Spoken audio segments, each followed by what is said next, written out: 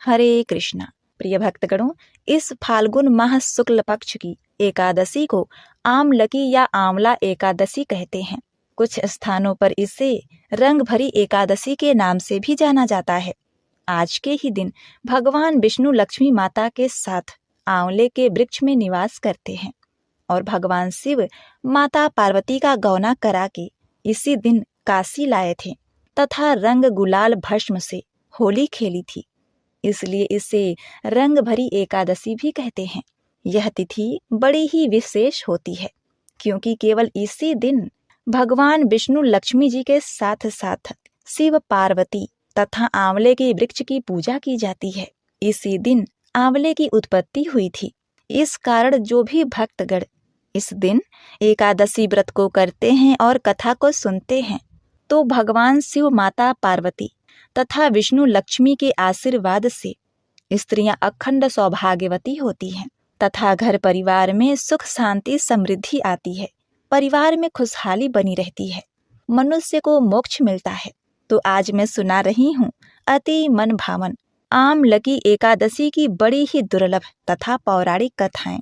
कथा को बड़ी ही श्रद्धा तथा प्रसन्न चित मन से पूरा सुने। एक बार अर्जुन ने भगवान श्री कृष्ण से कहा, हे दुखियों के दुख को हरने वाले, हे जनार्दन, आपने मुझे अनेकों एकादशी के व्रत कथा को सुनाया। अब आप मुझे किसी ऐसी एकादशी कथा को सुनाइए जिसे करने और सुनने से मेरा कल्याण हो और स्त्रियां अखंड सौभाग्यवती होकर अपने पति तथा परिवार के साथ सुखपूर्वक जीवन व्यतीत करें तथा मोक्ष को प्राप्त हों। तब भगवान श्री कृष्ण बोले, हे अर्जुन, तुम मेरे प्रिय हो। फाल्गुन मास के शुक्ल पक्ष में पड़ने वाली सभी व्रतों में उत्तम और अंत में मोक्ष देने वाली एकादशी का नाम आमलकी एकादशी है। इस व्रत को करने से समस्त पाप नष्ट हो जाते हैं। इस व्रत का फल 1000 गौदान के फल के बराबर होता है। व्रत को करने वाले अंत समय विष्णु लोक को जाते हैं। अतः मैं तुमसे एक पौराणिक कथा कहता हूँ, सो इसे ध्यान पूर्वक सुनो। पुराने समय में एक कुष्ठ रोगी महिला को गंगा जी ने फाल्गुन मास के शुक्ल पक्ष की आमलकी एकादशी के दिन आंवला वृक्ष की पूजा करने तथा आंवले का सेवन करने की सलाह दी थी। इसके बाद महिला ने इस तिथि को आंवला वृक्ष का पूजन कर आंवला ग्रहण किया था और वह रोग मुक्त हो गई। इसी संदर्भ में यह कथा है। एक राजा था, उसका प्रण था। वह रोज 1.25 मन आंवले दान करके ही खाना खाता था। इससे उसका नाम आंवलैया पड़ गया। एक दिन उसके बेटे बहू ने सोचा कि राजा इतने सारे आंवले रोजाना दान करते हैं, इस प्रकार तो एक दिन सारा खजाना खाली हो जाएगा। इसलिए बेटे ने राजा से कहा कि उसे इस तरह दान करना बंद कर देना चाहिए। बेटे की बात सुनकर राजा को बड़ा ही दुख हुआ और राजा रानी महल छोड़कर वियावान जंगल में जाकर बैठ गए। राजा रानी आंवला दान नहीं कर पाए और प्रण के कारण कुछ खाए भी नहीं। जब भूखे प्यासे 7 दिन हो गए तब भगवान ने सोचा कि यदि मैंने इसका प्रण नहीं रखा और इसका सत नहीं रखा तो विश्वास चला जाएगा।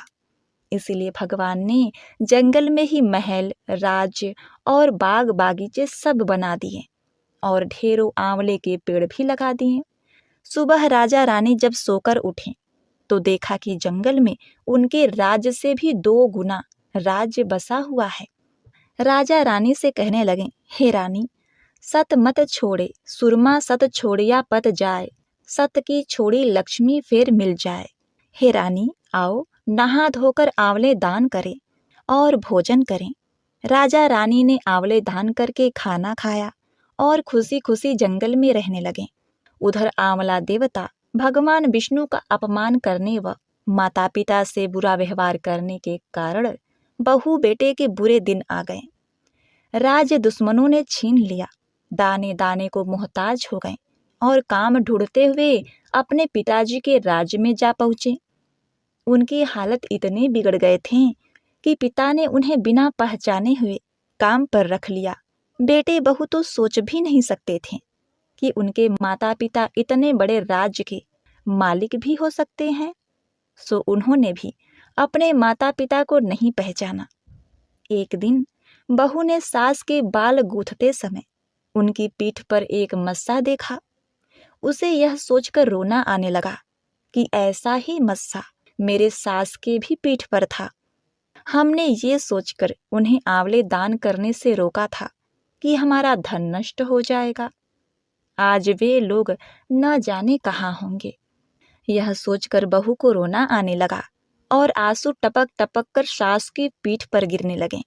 रानी ने तुरंत पलटकर देखा और पूछा कि तू क्यों रो रही है? उसने बताया कि आपकी पीठ जैसा मस्सा मेरी सास के पीठ पर भी था। हमने उन्हें आंवले दान करने से मना कर दिया था, इसलिए वे घर छोड़कर कहीं चले गए हैं। तब रानी ने उन्हें पहचान लिया, सारा हाल पूछा और अपना हाल बताया। अपने बेटे बहू को समझाया कि दान करने से धन कम नहीं होता बल्कि बढ़ता है। बेटी बहू भी अब सुख से राजा रानी के साथ रहने लगे। आगे भगवान श्री कृष्ण ने अर्जुन से कहा, हे अर्जुन, इसी प्रकार एक वैदेश नाम का नगर था, जिसमें ब्राह्मण, क्षत्रिय, वैश्य और शूद्र चारों वर्ण आनंद सहित रहते थे। उस नगर में सदैव वेद ध्वनि गूंजा करती थी तथा पापी, दुराचारी तथा नास्तिक उस नगर में कोई नहीं था। उस नगर में चैत रथ नाम का एक चंद्रवंशी राजा राज्य करता था। वह अत्यंत विद्वान तथा धर्मी था। उस नगर में कोई भी व्यक्ति दरिद्र व कंजूस नहीं था। सभी नगरवासी विष्णु जी के भक्त थे और अबला, वृद्ध, स्त्री, पुरुष एकादशी का व्रत किया करते थे। एक समय फाल्गुन मास के शुक्ल पक्ष की आमलकी एकादशी आई। उस दिन राजा, प्रजा तथा बाल, वृद्ध सबने हर्षपूर्वक व्रत किया। राजा अपनी प्रजा के साथ मंदिर में जाकर पूर्ण कुंभ स्थापित करके धूप, दीप, नैवेद्य, पंचरत्न आदि से आंवले का पूजन करने लगे और इस प्रकार स्तुति करने लगे कि हे धात्री, तुम ब्रह्म स्वरूप हो, तुम ब्रह्मा जी द्वारा उत्पन्न हुए हो और समस्त पापों का नाश करने वाले हो। तुमको नमस्कार है। अब तुम मेरा अर्घ स्वीकार करो। तुम श्री रामचंद्र जी द्वारा सम्मानित हो। मैं आपकी प्रार्थना करता हूँ, अतः आप मेरे समस्त पापों का नाश करो। अब उसी मंदिर में सबने रात्रि को जागरण किया और रात के समय वहां एक बहेलिया आया जो अत्यंत पापी और दुराचारी था। वह अपने कुटुंब का पालन जीव हत्या करके किया करता था।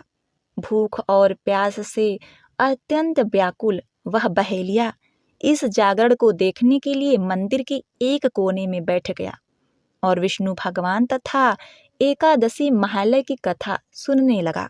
इस प्रकार अन्य मनुष्यों की भांति उसने सारी रात जागकर बिता दी। प्रातः काल होते ही सब लोग अपने घर को चले गए तो बहेलिया भी अपने घर चला गया। घर जाकर उसने भोजन किया।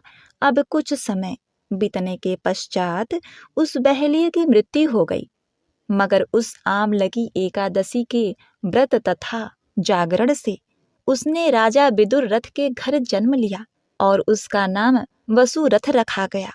युवा होने पर वह चतुरंगनी सेना के सहित तथा धन धान्य से युक्त होकर 10,000 ग्रामों का पालन करने लगा। वह तेज में सूर्य के समान, कांति में चंद्रमा के समान, वीरता में भगवान विष्णु के समान और क्षमा में पृथ्वी के समान था। वह अत्यंत धार्मिक, सत्यवादी, कर्मवीर और विष्णु भक्त था। वह प्रजा का समान भाव से पालन करता था। दान देना उसका नित्य कर्तव्य था। एक दिन राजा शिकार खेलने के लिए गया। दैव योग से वह मार्ग भूल गया और दिशा ज्ञान न रहने के कारण उसी वन में एक वृक्ष के नीचे सो गया। थोड़ी देर बाद पहाड़ी मलेच्छ वहां आ गए और राजा को अकेला देखकर मारो मारो शब्द कहते हुए राजा की ओर दौड़े।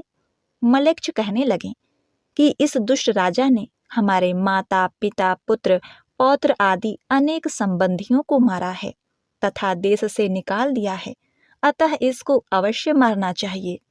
ऐसा कहकर वे मलेच्छ उस राजा को मारने दौड़े और अनेक प्रकार के अस्त्र शस्त्र उनके ऊपर फेंके। वे सब अस्त्र शस्त्र राजा के शरीर पर गिरते ही नष्ट हो जाते और उनका वार पुष्प के समान प्रतीत होता। अब उस मलक्ष के अस्त्र शस्त्र उल्टा उन्हीं पर प्रहार करने लगे, जिससे वे मूर्छित होकर गिरने लगे। उसी समय राजा के शरीर से एक दिव्य स्त्री उत्पन्न हुई। वह स्त्री अत्यंत सुंदर होते हुए भी उसकी भ्रिकुटी तनी हुई थी। उसकी आंखों से लाल लाल अग्नि निकल रही थी, जिससे वह दूसरे काल के समान प्रतीत होती थी। वह स्त्री मलेच्छों को मारने दौड़ी और थोड़ी ही देर में उसने सब मलेच्छों को काल के गाल में पहुंचा दिया। जब राजा सोकर उठा तो उसने मलेच्छों को मरा हुआ देखकर कहा कि इन शत्रुओं को किसने मारा? इस वन में मेरा कौन हितैषी रहता है? वह ऐसा विचार कर ही रहा था कि आकाशवाणी हुई, हे राजन, इस संसार में विष्णु भगवान के अतिरिक्त कौन तेरी सहायता कर सकता है? इस आकाशवाणी को सुनकर राजा अपने राज्य में आ गया और सुखपूर्वक राज्य करने लगा। भगवान विष्णु ने कहा, हे अर्जुन, यह आमलकी एकादशी व्रत का प्रभाव था। जो मनुष्य इस आमलकी एकादशी का व्रत करते हैं वे प्रत्येक कार्य में सफल होते हैं और अंत में विष्णु लोक में जाते हैं।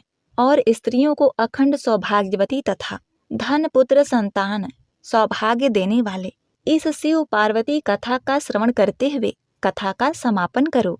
तन की जाने मन की जाने, जाने चित की चोरी, उस महाकाल से क्या छिपावे, जिनके हाथ में है सबकी डोरी। एक बहुत ही मनोरम गांव था। उस गांव के बाहर छोटा सा शिव मंदिर था, जिसमें एक बहुत ही बूढ़े पुजारी रहा करते थे। एक दिन एक गरीब माँ अपने नन्हे से बालक को मंदिर के द्वार पर छोड़कर चली गई। बहुत खोजने पर भी पुजारी जी को बालक के परिवार का कुछ पता नहीं चला। जब गांव का कोई भी व्यक्ति उस बालक का पालन पोषण करने को तैयार नहीं हुआ तो पुजारी जी ने भगवान शिव की इच्छा समझकर उसे अपने पास रख लिया और उसका नाम गोपाल रखा। गांव के श्रद्धालु भक्तों से जो कुछ प्राप्त होता उसी से भगवान शिव का, पुजारी जी का और बालक गोपाल का किसी तरह गुजारा चलता था। यदि किसी दिन कम भी पड़ जाता तो पुजारी जी बालक और भगवान को भोग लगाकर स्वयं गंगा जल पीकर रह जाते। धीरे धीरे गोपाल बड़ा होने लगा और वह पुजारी जी के कामों में हाथ बटाने लगा। वृद्ध पुजारी जी के थके हारे हाथों को कुछ आराम मिलने लगा।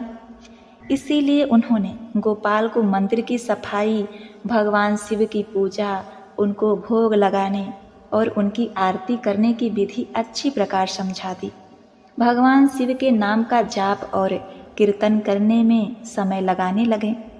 एक दिन भगवान शिव के मंगलकारी नाम का ओम नमः शिवाय, ओम नमः शिवाय, ओम नमः शिवाय, शिव शिव शिव का जाप करते हुए उनके प्राण छूट गए।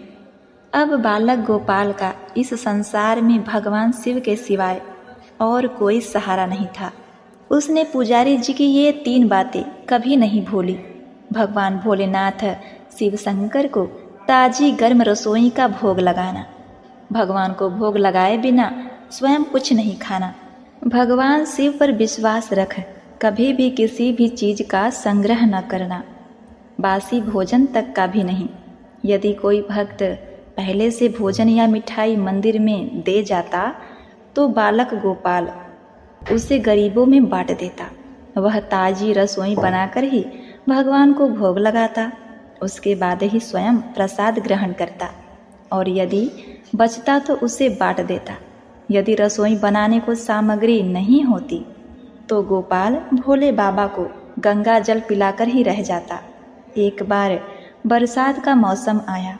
3-4 दिन तक मूसलाधार वर्षा होती रही और मंदिर में एक भी भक्त नहीं आया।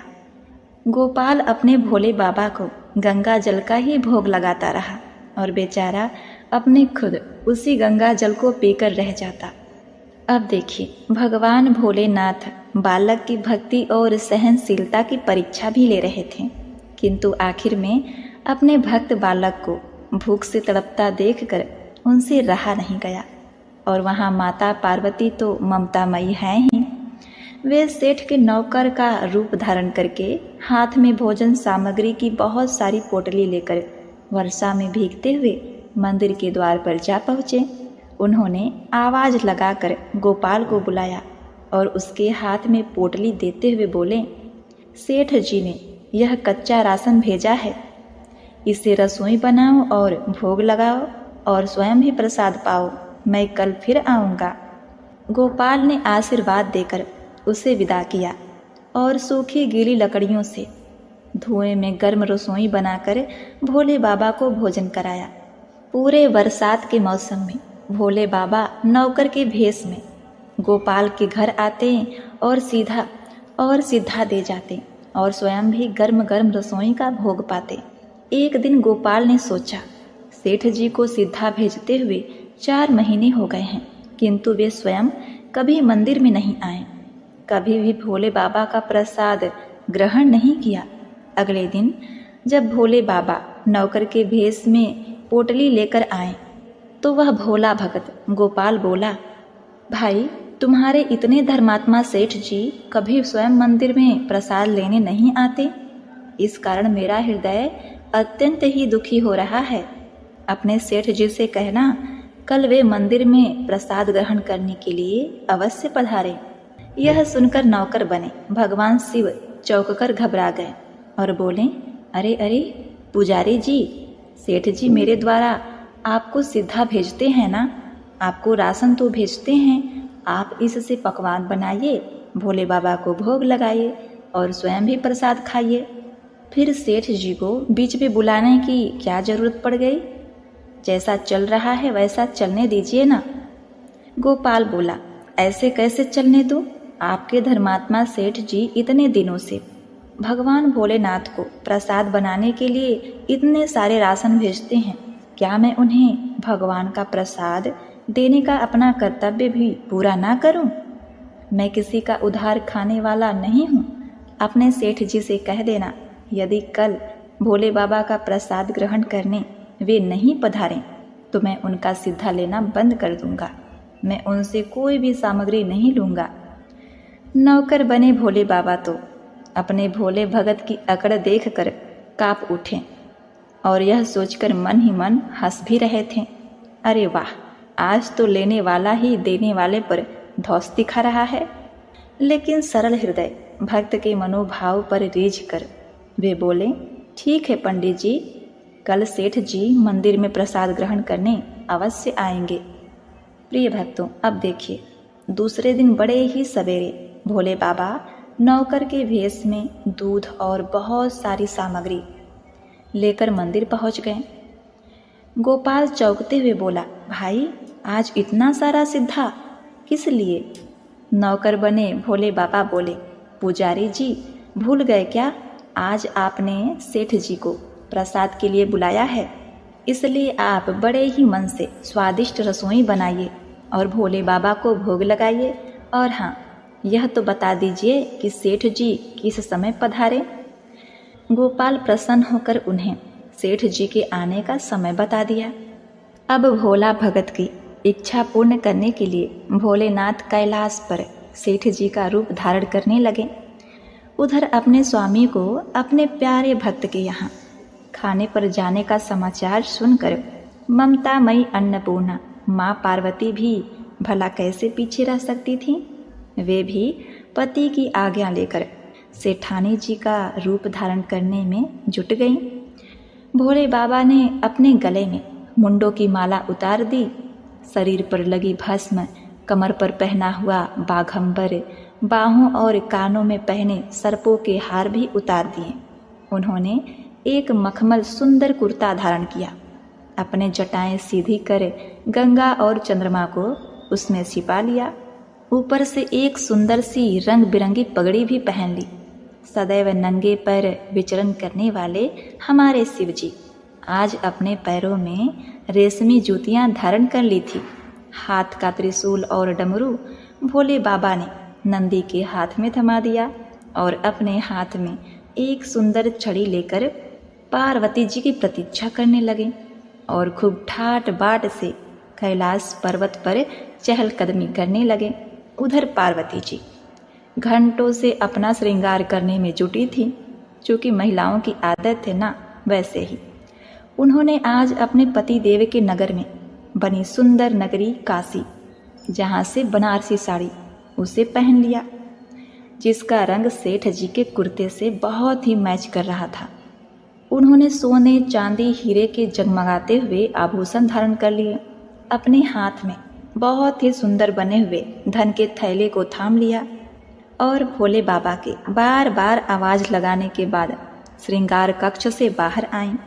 जब पार्वती जी और शिव जी ने एक दूसरे को सेठ सेठानी के वेश में देखा तो वे चकित होकर एक दूसरे को निहारते ही रह गए।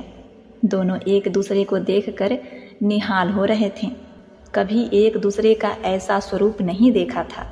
जब भगवान गौरी शंकर सेठ सेठानी का रूप धारण कर कैलाश से अपने भक्त के यहाँ दावत उड़ाने चले तो गणेश जी और कार्तिकेय भगवान, नंदी जी, ऋषि मुनि, देवता देवांगनाएं उन्हें देखकर ठगे से रह गए।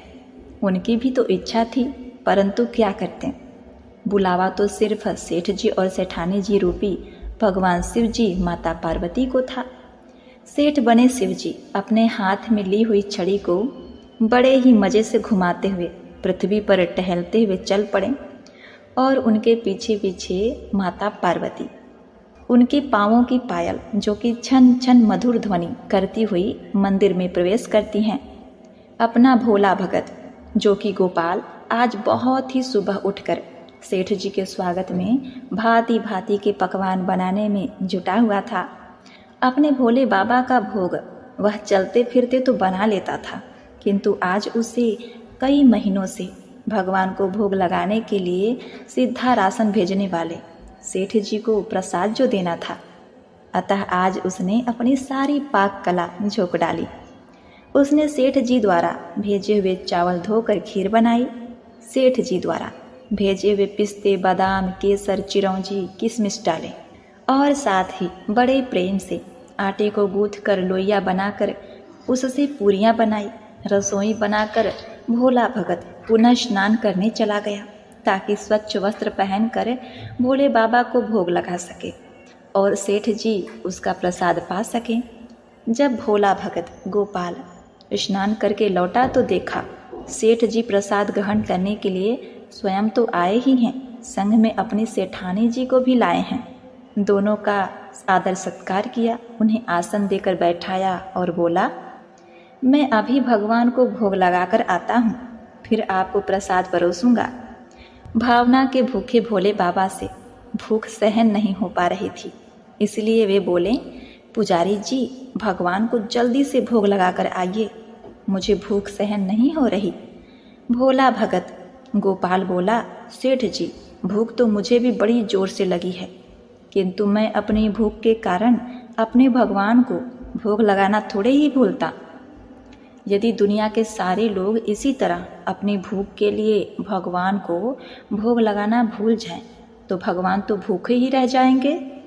सेठ जी बने हमारे भोले बाबा महादेव जी बोले, अच्छा ठीक है पुजारी जी, एक पत्तल उठा, इधर मैं पत्तल परोसता हूँ, मुझसे भूख तो सहन नहीं हो पा रही है और आप भगवान भोलेनाथ को भोग लगाकर आइए। गोपाल सेठ जी बने भोले बाबा को डांटते हुए बोला, सेठ जी भगवान के काम में न तो जल्दीबाजी चलती है और न ही कंजूसी। मैं जब तक भगवान को भोग नहीं लगा लेता आप रसोई के पास भी नहीं फटकेंगे। आप चुपचाप इधर बैठ जाइए और ओम नमः शिवाय जपते रहिए, मैं अभी आता हूँ और आपको भर पेट भोजन कराता हूँ। सेठ बने शिवजी डांट खाकर चुपचाप अपने आसन पर जा बैठे। सेठानी बनी पार्वती जी उनकी यह दशा देखकर बड़ी मुश्किल से अपनी हंसी रोक पाईं, लेकिन जैसे ही भोला भगत गोपाल पत्तल में सामग्री लेकर भगवान को भोग लगाने मंदिर में गया, भगवान शिव पार्वती जी को मौन रहने का संदेश देकर चुपके चुपके पैर रखते हुए रसोई में गए और उन्होंने एक एक व्यंजन उठाकर चखना शुरू कर दिया। भोले बाबा तो प्रसाद को चखते ही चौंक गए। खीर में चीनी की जगह नमक भरा हुआ था, सब्जियों में चीनी भरी हुई थी। जैसे ही भोले बाबा ने रोटी का एक ग्रास तोड़कर मुंह में दिया, सी सी करने लगे, क्योंकि रोटी में मिर्ची ही मिर्ची भरी थी। वे सी सी करते हुए उल्टे पांव भाग गए और अपने आसन पर जा बैठे। माँ पार्वती अपने स्वामी की यह हालत देखकर खिलखिलाकर हंस पड़ी। इससे पहले कि भगवान शिव जी पार्वती जी के सामने कुछ सफाई दे पाते, गोपाल ओम नमः शिवाय ओम नमः शिवाय मंत्र का जाप करते हुए आ पहुंचा। उसने भोजन को रसोई में से निकाल कर गंगा जल छिड़क कर प्रसाद मिलाकर पवित्र बना डाला और फिर सेठ जी के सामने पत्तल परोसकर हाथ जोड़कर बोला, सेठ जी अब आप जी भरकर प्रसाद पाइए। प्रिय भक्तों, भगवान शिव जी तो अभी अभी भक्त की भक्ति से भी जोरदार उनके हाथ की बनी हुई रसोई चख चुके थे, अतः उसे खाने की बात सुनकर उनके पसीने छूट गए। कभी वे गोपाल का मुंह देखते और कभी माता पार्वती को देखने लगते। गोपाल को सेठ जी की ढील बर्दाश्त नहीं हुई और बोला, सेठ जी अब आपको क्या हो गया? अभी अभी तो इतने उतावले थे, आपको भूख लगी थी, अब आप भोजन क्यों नहीं करते? अगर आप भोजन ग्रहण करेंगे तभी तो माता जी प्रसाद ग्रहण करेंगी और फिर मैं पाऊंगा। गोपाल की ललकार सुनकर भोले बाबा ने चुपचाप खीर का कुल्हड़ उठाया और सारी नमकीन खीर गटागट पी गए। कुल्हड़ खाली होने की देर थी कि वह भोला भगत गोपाल ने उसे झट से भर दिया। अपने प्रिय भक्त के हाथों से परोसे हुए भोग में भगवान को आज 2 गुना स्वाद लगने लगा। जगत जननी माता पार्वती भक्त और भगवान दोनों के प्रेम को देखकर मंत्रमुग्ध होती रही। जब सारी रसोई समाप्त हो गई तो भगवान ने एक जोरदार की डकार ली। भोला को होश आया और बोला, सेठ जी वाह, मैं ही बावला था जो इतनी थोड़ी सी रसोई बनाई है। अरे मुझे पता होता कि आपको प्रसाद ग्रहण करना इतना अच्छा लगता है तो मैं और ज़्यादा रसोई बनाता।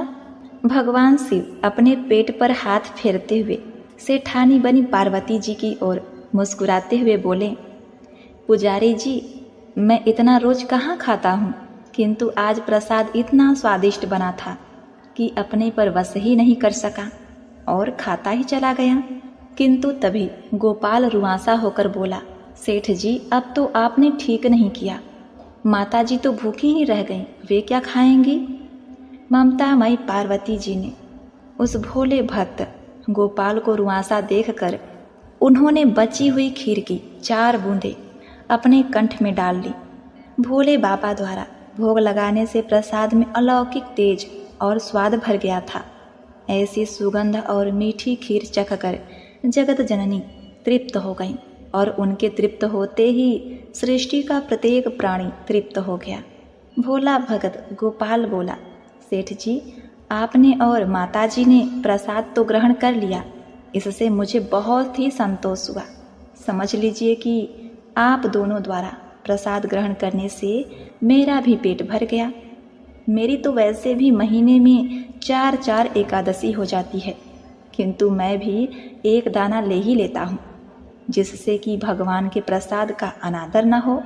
यह कहकर जैसे ही गोपाल ने खीर के पात्र में लगा चावल का एक दाना उठाकर अपने कंठ में डाला, उसकी जन्म जन्मांतर की भूख प्यास मिट गई और समस्त वासनाओं और इच्छाओं की तृप्ति हो गई। उसके ज्ञान के नेत्र खुल गए और उसने देखा उसके सामने त्रिलोकनाथ भगवान शंकर और जगत जननी पार्वती जी आशीर्वाद मुद्रा में मुस्कुराते हुए खड़े हैं। गोपाल दौड़कर उनके चरणों में लौटता गया और भक्तिपूर्वक अपनी अश्रुधारा बहाता गया। एक बार प्रेम से बोलिए, जय भोलेनाथ, ओम नमः शिवाय। हे भगवान शिव शंकर, जिस प्रकार आपने अपने उस भोले भक्त को दिया, उसे दर्शन दिया, उसे कृतार्थ किया, वैसे ही अपने सभी भक्तों को करना। कहानी सुनने वाले, पढ़ने वाले और हुंकारा भरने वाले सबका कल्याण करना। ओम नमः शिवाय। जय माता जगत जननी।